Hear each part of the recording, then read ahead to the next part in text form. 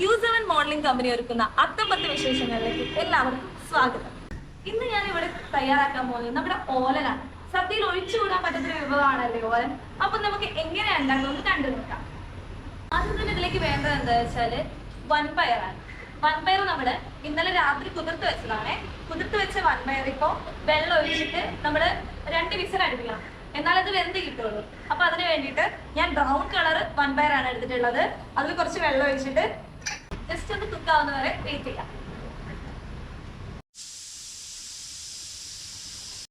അപ്പൊ നമ്മുടെ വൻപയർ വെന്ത് കഴിഞ്ഞിട്ടോ. ഇനി ഇതിലേക്ക് ഓലന്റെ കഷ്ണങ്ങൾ ചേർക്കാവേ. നമ്മള് ഇതിന്റെ ഉള്ളിലെ സീഡും അതേപോലെ പുറത്തെ തൊലിയൊക്കെ കളഞ്ഞിട്ടാണ് നമ്മൾ എടുത്തു വെച്ചിരിക്കുന്നത്. അതുപോലെ ഈ ഓല ഉണ്ടാക്കുമ്പോൾ ഇത്രയും തിന്നായിട്ട് വേണം നമ്മൾ ഓലൻ പ്രിപ്പയർ ചെയ്യുമ്പോൾ അറിയാൻ വേണ്ടിയിട്ട്.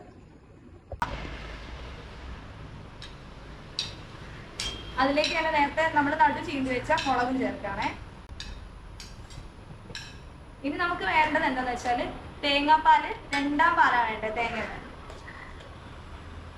അതും കൂടി മിക്സ് ചെയ്തിട്ട് കുറച്ച് ഉപ്പ് കൂടി ഒഴിച്ച് നമുക്ക് അടച്ചു വെച്ച് വേവിക്കാം.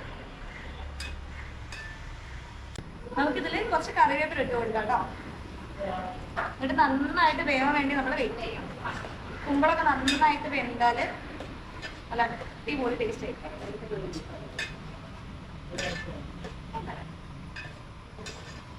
നല്ല സിമ്പിൾ ആയിട്ടുള്ള നല്ല രുചികരമായ ഒരു ഡിഷാട്ടോ ഇത്.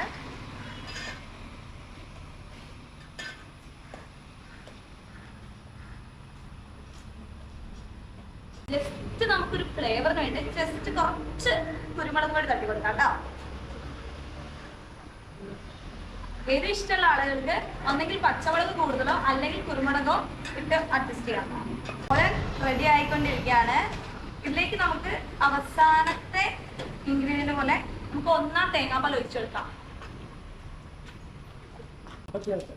അപ്പൊ നമുക്ക് 1ാം തേങ്ങാപ്പാൽ ഒഴിച്ചെടുക്കാം കേട്ടോ. നമ്മൾ 1ാം തേങ്ങാപ്പാൽ ഒഴിച്ച് അപ്പൊ തന്നെ നമുക്ക് ഗ്യാസ് ഓഫ് ആക്കണം, അല്ലെങ്കിൽ പിരിഞ്ഞു പോവേ.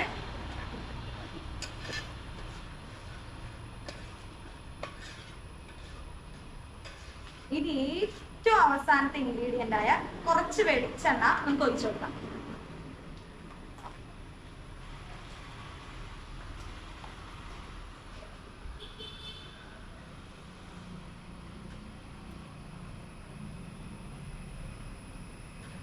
അപ്പൊ നമ്മുടെ ഓലൻ ഇവിടെ റെഡി ആയിരിക്കാണ്. ഇനി ഇതിൽ ഉപ്പൊക്കെ നോക്കിയിട്ട് നിങ്ങൾക്ക് ആവശ്യത്തിനുള്ള ഉപ്പ് ആഡ് ചെയ്യാം കേട്ടോ. ഉപ്പ് കുറവാണോ അല്ലെങ്കിൽ നോർമൽ ആണോ എന്നൊക്കെ നോക്കിയിട്ട് നമ്മുടെ ആവശ്യത്തിനനുസരിച്ച് ഉപ്പ് ആഡ് ചെയ്യാം.